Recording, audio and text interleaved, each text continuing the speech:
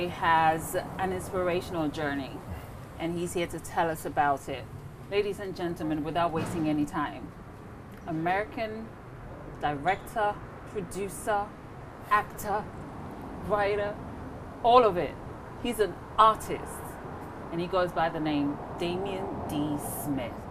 Welcome to the show. Hello, thank you for having me. How are you? Oh, I'm blessed and highly favored. And yourself? You look it. I'm super blessed too. Thank you. All right. Now, you have been in so many movies. I don't even know where to start with this interview, whether to talk about the man, the mind, the talent, or you. All of that make up Damien D. Smith. Well, it's all one person. But right? wow, amazing. How do you battle with all those things at one time? You know what? First thing you got to do is love it. You got to have a passion and a love for whatever you're doing. You know, especially in entertainment, especially in storytelling, because it's a very specific type of thing. It's an individual sport. So that's the first thing. You got to love it, and then you got to understand what you're doing it for, and that's why I'm able to do what I'm doing. I oscillate between in front of the camera and behind the camera for two different reasons. For one, when you're behind the camera and you're directing the shows and things like that, you have control of everything. You got everything is under your reign. The color of this, the touch, the text, everything. Every actor, every grip, is all under you as a director, as the captain of this ship. So that's but you are able to get across whatever vision you want to, your particular vision. And as an actor, I'm able to play a role. Wow. And sometimes you find some solace just being a cog in a wheel, because you're providing your talents to make things forward and move a progressive story that the director wants to tell. So me being able to go back and forth between those two experiences allows me the break of being able to do multiple things at one time. Right. You know, I'm able to play my part here and then control the narrative here. That's fantastic. It's interesting that you said that, because you're playing all the roles that actually can tell the truth about, you know, our culture, your culture, the world. You know, an artist is basically the leader of getting the truth out, and you're doing that perfectly. But when it comes to a time where you're playing a role or directing a movie that goes opposite to the narrative, how do you deal with that? Well, you know what? It's being true, and actually, first as a director and as an actor, I choose my projects. You know, there's thought put behind projects and things that I do. You know, there's concerns and elements that I hold personally, morality-wise, or professionally-wise, as some stuff what I'm going to do and why I do what I do. But you know, you just jump in between and you do your thing. You know, you enjoy yourself, and make sure. You got to make sure you're always having fun. Especially for me, the stories that I tell are usually stories that highlight a certain element of society that needs some highlighting, or need to be focused on, or need a motivation or an element behind it to push it, like some of the documentary work that I do and some of the narrative work to do. Not to cut you, but you love to create awareness about some of the things that are happening in societies. That's beautiful. Thank you. I don't know, but let's also talk about, you're first an American, African-American. Let's talk about the hypocrisy of the American ideals. What's the one that stands out for you most? The hypocrisy of the American idea is, you know what? It's so funny when I'm traveling around the world, and I speak to everyone. Everyone wants to get to America. From what I'm trying to get to where you are. You know what I'm saying? I'm trying to get to where you are, and everyone's trying to get to America, because America has an idea that is that if you can make it there, you can make it anywhere, and if you can change your fortune, which is true to a degree, because there's no monarchs in America. You know, this is by your bootstraps. You can make something out of nothing. I totally agree with that. Right. But there's a caveat to that. If you are a person of color, if you are and then also you are someone who of a lower tax bracket, then your starting place is a little further back than some people. So it's lower than it's lower than what's expected. So that's one of the ideologies that I think that we put out across about America that's propagated across the world. And America has done a great marketing job to have everyone thinking this is this. But I live in America, and I combat injustice. I combat violence. I combat everything with my storytelling and how we do our thing. I can easily let you know it's not all that it's it's put out to be, especially under the influence and the stories being told by people of color, particularly African Americans. Well, from what you just said, I just zoomed into the founding fathers of America. Do you think that they project the truth about the founding fathers? Do you uphold the founding fathers of America? Uphold them into what? Do you have high regard for the founding fathers? Okay, do I have a high regard to the founding fathers of America? My answer to that is no. It's not a high regard to about politicians. I'm more with people. I'm a people person. Right. And the founding fathers were still politicians. And then also slaveholders. Yes. You understand that? Yes. So that's other elements of what I am. I don't hold anyone in high esteem if you own slaves. Yeah. So I just want to be like, Lincoln. if you want to be, I'm gonna be real clear with that. Right. If you own slaves, there is an asterisk to your legacy, no matter what. Especially my people, because that's who I'm speaking about and adding a voice to right now. I don't know whether you heard this, but at some point Donald Trump was comparing himself to Abraham Lincoln. Okay. That he's done more for black people than Abraham Lincoln? Yeah. Well, here's the thing. What's your opinion about that? Thank you for asking me that question. Abraham Lincoln freed the slaves through duress and through positioning. You know, let's be real clear with this whole situation. Also, Abraham Lincoln had made speeches, which is really clearly documented, that he said he was the problems with the African and the African slave, we would like to forcibly deport them. Them to wherever they came from, which would have been a great idea, honestly. But I'm just letting you know, it's not that esteem that's been held to Abraham Lincoln as no, he had free slave labor he was combating against the Union of the North, who had to pay wages. So if America had already made its fortune off of slave labor and build up its economy through slave labor. Right? So then it got to a point where slave labor wasn't conducive for everyone. And people of the North was having issues like, hey, we have to pay our workers and our people in the plant in these plants, and we have to pay them a fair wage.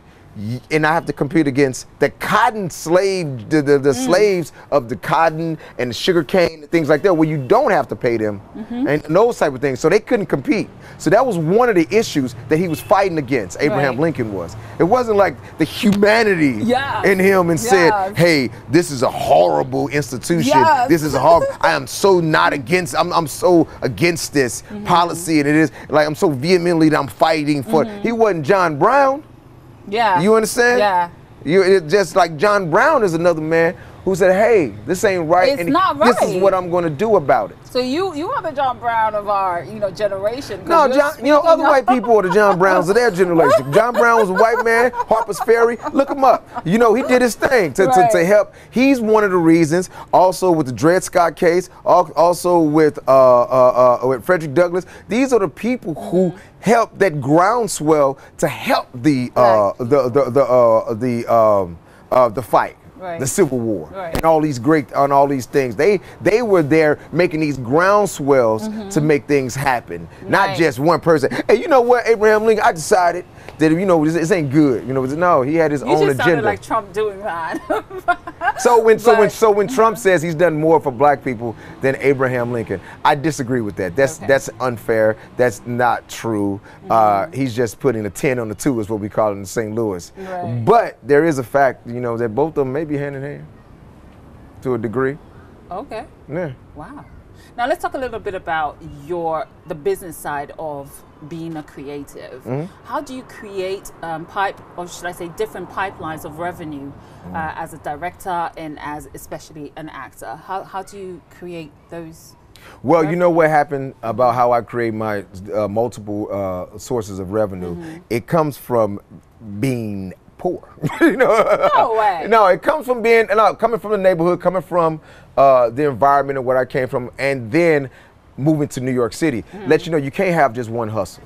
Wow. It just cannot, as an artist especially. And then and it's not a hustle for me with my art. This is just expressions of other artistic endeavors that is inside of me. So it's naturally came this way. Me writing screenplays, like I got hired to write, I don't know if you know Cornbread Earl and Me. It's a movie that came out in 1975, 75. It was Lawrence Fishburne's first leading role. He was a kid, 12 years old. It's called Cornbread Earl and Me. How old was he? He was like 12. Wow. 11.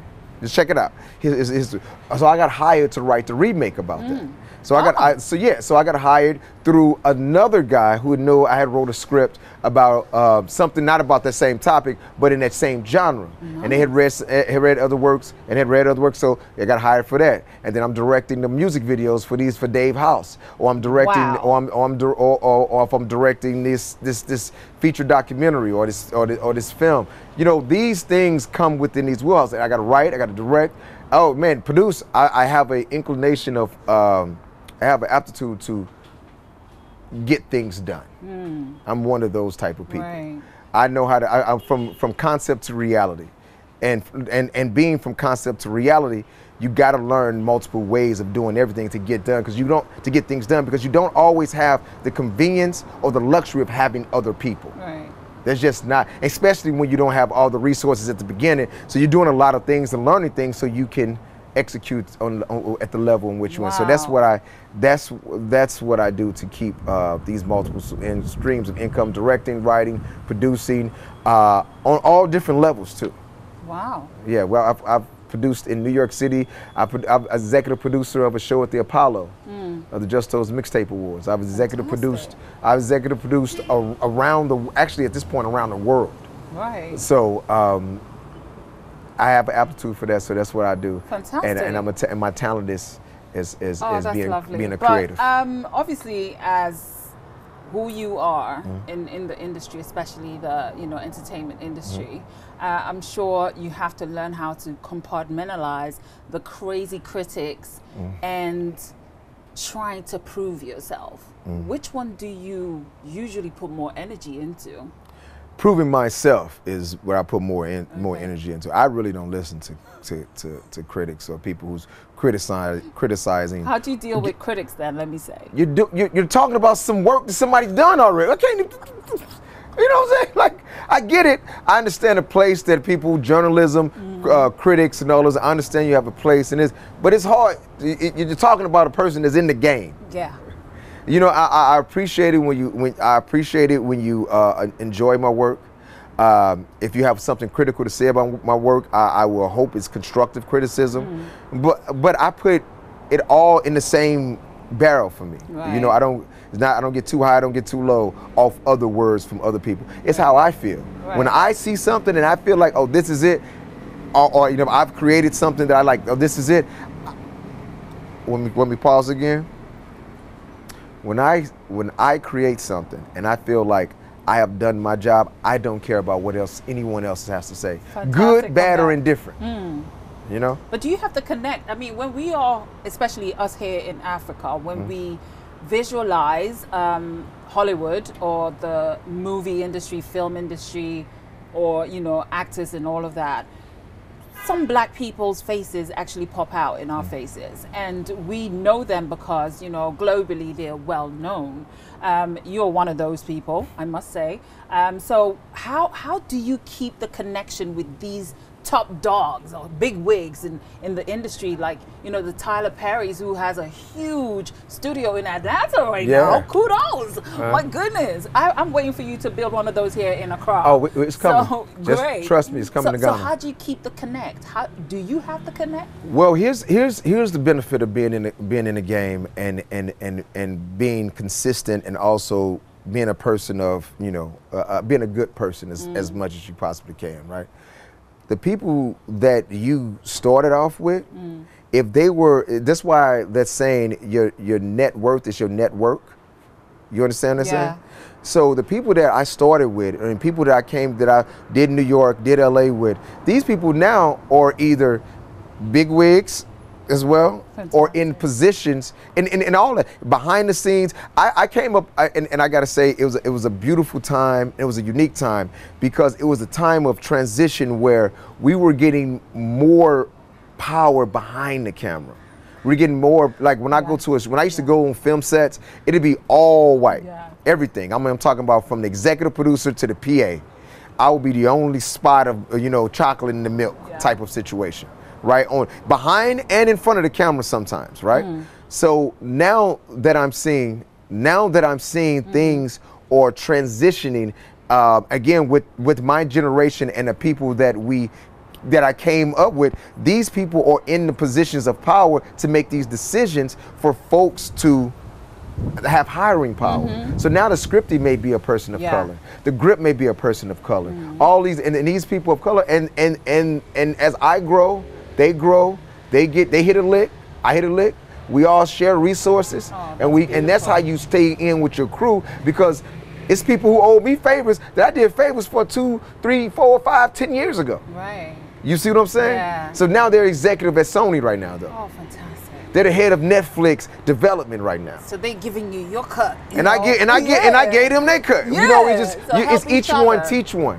Especially in this game that's been dominated by people that does not look like us. Yes. So now we're starting to balance out the scales, and you know, and moving, and then I lived in New York and LA. These are two metropolitan areas, and you know, that's how people get down, and I do my thing too. Nice, you know, nice. I do my thing too. Yeah. You know? At some point, you know, in, should I say, decades back, there were no black people. Like literally, there were no black people on television. None. No people of color. And in what countries or states were you watching TV?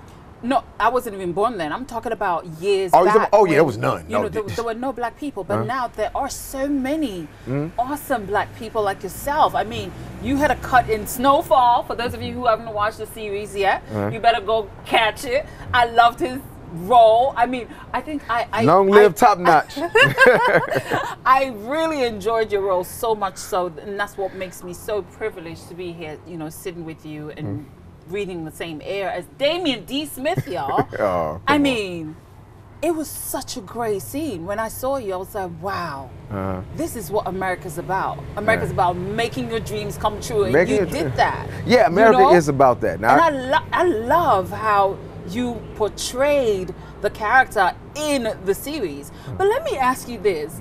If your ancestors were watching, our ancestors were watching right now, would they be proud, not just of you, but everything that black people are portraying on, you know, global television and all of that?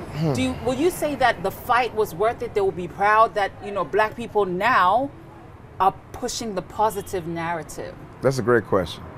The answer to that is yes. First, I would think our ancestors will be proud of the progression that we have made and the progress that we have made in the film and entertainment industry, especially as representation for us. You know, now we can see ourselves. You know, representation is so important. The little girl or the little boy watching a movie, watching a show, and they want to grow up to be like that, or they want to have the values that these characters possess. Right. They have I mean, that's how I got here.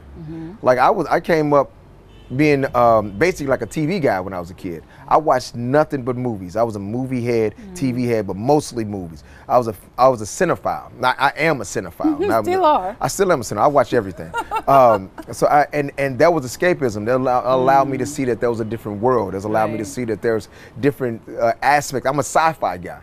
You see what I'm saying? So those are different elements and different stories that's being told, that's put out, that we now have representation in. Yep. You know, so and that's a beautiful thing, man. You only have Lethal Weapon. Danny Glover was the only black man walking around on TV. able to hold a gun. A superhero. You know, so we appreciate that, and there's a lot more to go though. It's a lot more work to go. Lot, but we can't cover that because I only have a few minutes. Exactly, but you got to acknowledge the progress. So yeah, there we go. Absolutely. Trust the process and enjoy the progress. I love that. But can you describe the influence that you had to make this decision to be in this industry? What influenced your career path?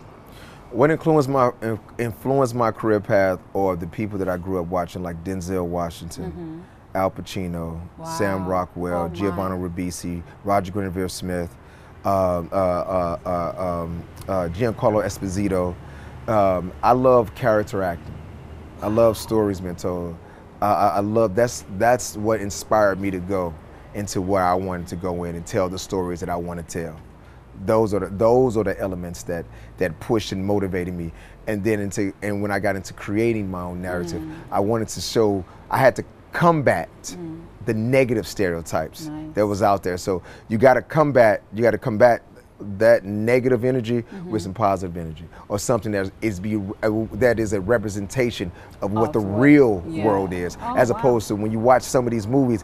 For example, you watch some of these well-known Hollywood directors, and you watch their movies, and you're like, wait a minute, this is New York? How's there no black people in New York? How there's no Puerto Ricans in New York? No Dominicans in New York City? Yeah. All white. How? You see what I'm saying? So that's not a representation of the real world. Of the real world. You're right about that. But let's talk about you as an okay. Go ahead. Go ahead. Go ahead. No, go ahead. Oh, what's going on? Yeah. So. Okay. Go ahead. Go. What do you feel is more important for an actor, talent or training? That is a really good question with your British voice.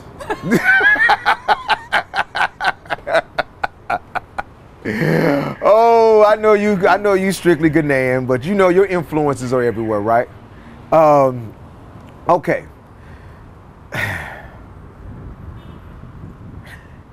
That's a really good question. I got to think about that because I've known people that has been to Yale, has been to Yale Drama, has been to some of the most prestigious conservatories in New York and London.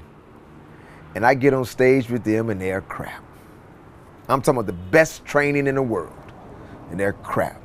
And then there's someone that can get on stage that is raw talent, is a beast on that stage. Taraji P. Henson. A beast on that stage when they come together. Ooh. So the best thing, in my opinion, is a combination of both.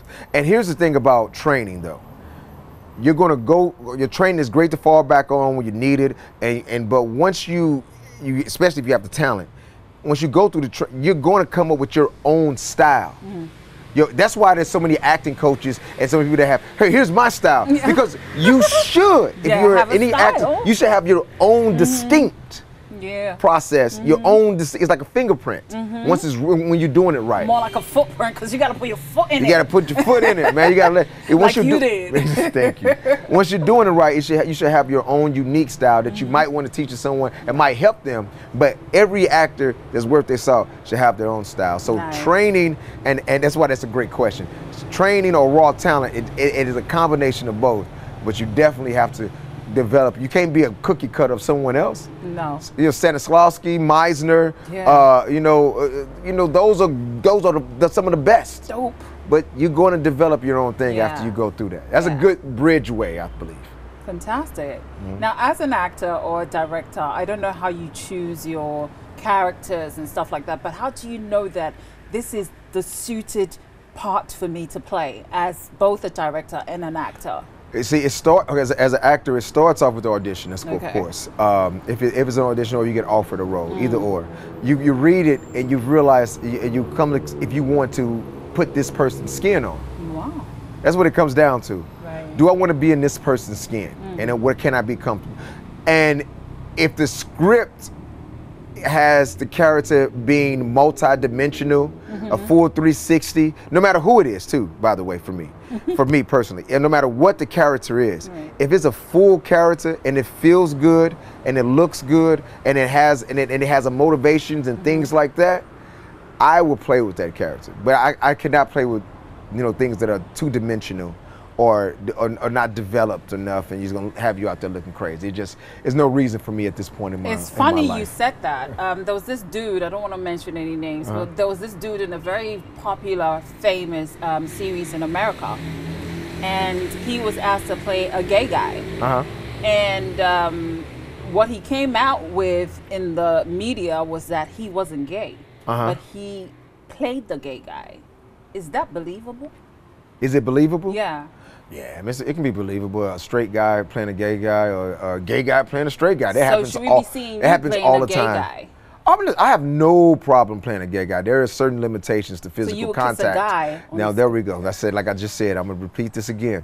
There's certain limitations to physical contact that I am not comfortable at going with in my acting career. But there are actors who are comfortable. It's a personal decision.